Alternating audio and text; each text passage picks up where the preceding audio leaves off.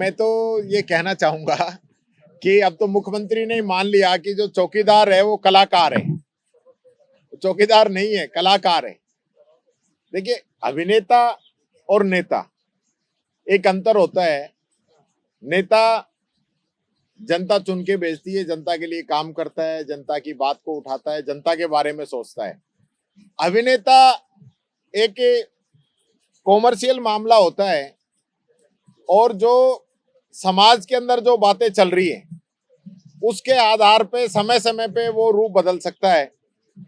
शाहरुख खान कभी हीरो का रोल भी करता है और कभी डर, कभी हाँ कभी ना, या बाजीगर जैसी फिल्में मिल जाए तो नेगेटिव रोल भी कर लेता है।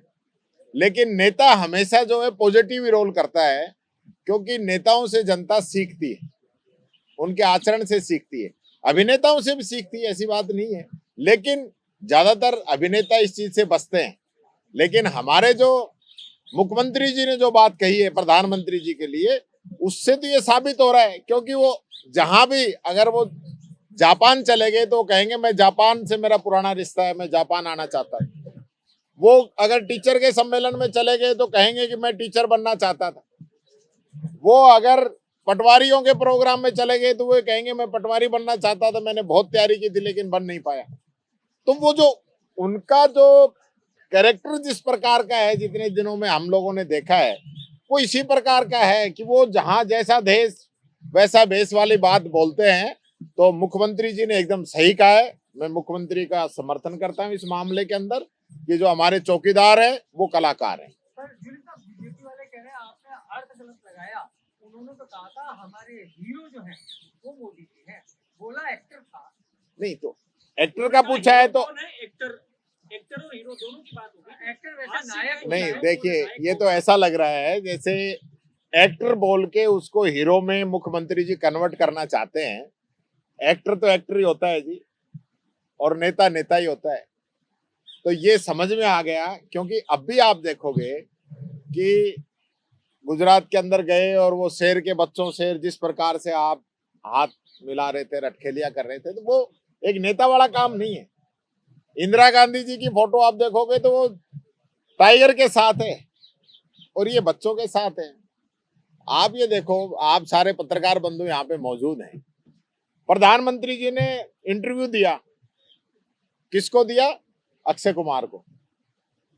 तो यानी कि अभिनेता अभिनेता की बात समझ रहा है और उसी प्रकार से वो चाहते हैं। नेता होता तो पत्रकारों को इंटरव्यू पूछने को देता कि पत्रकार पूछे भाई मैं बताता हूं। तो ये अंतर है। एक्टर हीरो, इसमें इसको उलझाओ मत। सीधा सा पूछा था कि एक्टर कौन सा आपका पसंदीदा है, तो उसने कहा मेरा एक्टर तो नरेंद्र मोदी। वो कहते भाई आपका नेता कौन है, तो वो अच्छा भी लगता। वह अभी बंद क्यों कर रहा हो? तो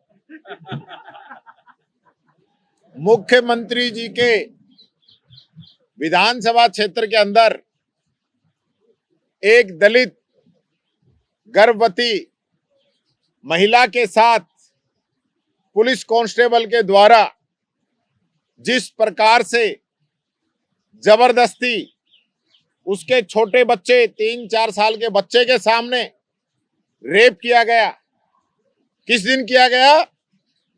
जब पूरा राजस्थान, पूरा हिंदुस्तान, पूरी दुनिया महिला दिवस मना रही थी। उस दिन महिला दिवस के अवसर पर हमारी राजस्थान की पुलिस के एक कांस्टेबल, जिसकी जिम्मेदारी से जिसने वर्दी पहनी थी कि मैं राजस्थान के महिलाओं को, पीड़ितों को, गरीबों को, अत्याचारों के विरुद्ध उनकी मदद करने के लिए मैं रहूंगा, वही लोग इस प्रकार की घटना को अंजाम देते हैं। ये इनका शासन है, नहीं सहेगा राजस्थान। अब क्यों सह रहा है? अब ये लोग कहाँ चले गए? ये बात मैं इनसे पूछना चाहता हूं। कथनी और करनी में अंतर मत रखिए। आपकी कोई मॉनिटरिंग नहीं है, आपका कोई एक्शन प्लान नहीं है। ये हो हल्ला मचा दिया कि हम इतने कर दिए, ये कर दिया, उससे काम चलने वाला नहीं है। धरातल पे काम करके दिखाइए। जब आपकी पुलिस इस प्रकार का काम कर रही है, कितने मामले तो आप दर्ज नहीं होने दे रहे हैं, ये स्थिति बना रखी है। और ये भी बड़ी हिम्मत करके मैं धन्यवाद देता हूं कुछ लोगों का, जिसका इसके अंदर योगदान रहा, जिसकी वजह से मुकदमा दर्ज हुआ, नहीं तो मुकदमा भी दर्ज नहीं होता। ये बात मैं कहना चाहूंगा। आपने आरोप लगाया कि मंत्री जवाब नहीं दे रहे हमारे। देखिए, आज हीरालाल जी नागर साहब से एक क्वेश्चन पूछा धारीवाल जी ने कि राजस्थान के अंदर आपकी कितनी तो उत्पादन क्षमता है और कितनी जनता की डिमांड है, राजस्थान की डिमांड है। आप डिमांड और सप्लाई के अंदर जो अंतर है, इसकी पूर्ति आप कैसे कर रहे हो? उनने जवाब दिया कि हम परचेज करके इसकी पूर्ति कर रहे हैं। तो धारीवाल जी ने पूछा कि किससे परचेज कर रहे हो, कितना परचेज कर रहे हो और कितना पैसा आपने दिया है? तो माननीय मंत्री जी 8,000 ज्यादा मेगावाट से ज्यादा की जो बात थी उसको 700 कुछ पे ही निपटा गए, उससे ज्यादा बता नहीं पाए। कितनी खरीद रहे हैं नहीं बता पाए, किससे खरीद रहे हैं नहीं बता पाए, कितना पैसा बाकी है नहीं बता पाए। और मैं फिर कहना चाहूंगा, मैंने भी एक सप्लीमेंट्री लास्ट में उनसे पूछ लिया, क्योंकि मंत्री का जवाब था कि हम एक्सचेंज कर रहे हैं। इसी विधानसभा के अंदर इन्हीं मंत्री जी के द्वारा ये कहा गया था कि कांग्रेस ने ये जो एक्सचेंज सिस्टम चला रखा है, महंगे दामों पे हमें बिजली खरीद के देनी पड़ती है और सस्ती बिजली जब होती है जब कांग्रेस उसका नुकसान करती है, इसलिए हम एक्सचेंज नहीं करेंगे। तो आज मंत्री जी को एक्सचेंज कहां से याद आ गया? क्या आप एक्सचेंज के माध्यम से बिजली की पूर्ति कर रहे हो? तो इसका मतलब आप इस पवित्र सदन के अंदर झूठ बोल रहे हैं। ये बात मैं कहना चाहूंगा। दूसरा क्वेश्चन था हमारा अनुप्रति कोचिंग योजना का। हमारी सरकार ने गरीब बच्चों को ध्यान में रखते हुए कोचिंग संस्थानों में जिस प्रकार से बच्चे पढ़ रहे हैं उनकी मदद करने के लिए अनुप्रति कोचिंग योजना हमने लागू की। मैं खुद उस डिपार्टमेंट का मंत्री रहा। हमने संख्या बढ़ाने का काम किया, बच्चों को सहूलियत देने का काम किया, अधिक से अधिक कोचिंग इसके दायरे के अंदर आए, ये हमने काम किया और इसका फायदा राजस्थान के बच्चों को मिल रहा था। सब लोग इसकी सराहना करते थे, बीजेपी के विधायक तक भी।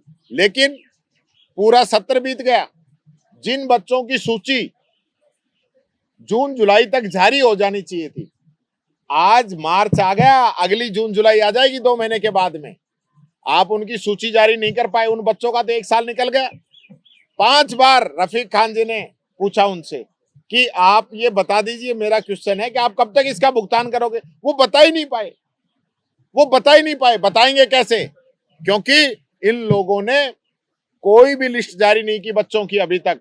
और सबसे महत्वपूर्ण बात मैं कहना चाहूंगा, कुछ कोचिंगों को फायदा पहुंचाने के लिए इस स्कीम को लेट किया है, डिले किया है और इसके अंदर जो टर्नओवर रखा है उस टर्नओवर के माध्यम से सिर्फ बड़े बड़े कोचिंग संस्थान रह जाएंगे और जो छोटे शहरों के अंदर जो कोचिंग हैं जिनका फायदा गरीब लोगों को मिलता है वो सब इससे बाहर हो जाएंगे। मैं मीडिया के माध्यम से कहना चाहूंगा, इस स्कीम का फायदा गरीब को मिलना चाहिए, पिछड़े को मिलना चाहिए। उसका फायदा बड़े शहरों के अंदर जो बड़े बड़े कोचिंग हैं उनको तो ले ही रहे हैं, लेकिन छोटे कोचिंग वालों को आप मार रहे हो।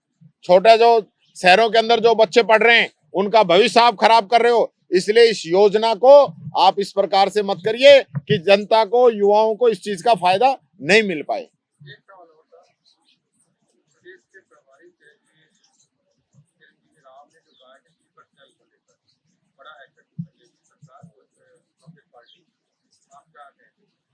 मैंने अभी देखो बयान मैंने अभी देखा नहीं है।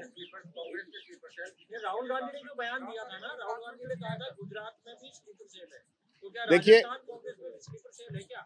देखिए, मैं ये कहना चाहूंगा, राहुल गांधी जी का जो बयान है गुजरात के परिप्रेक्ष्य में उन्होंने इस बात को कहा है।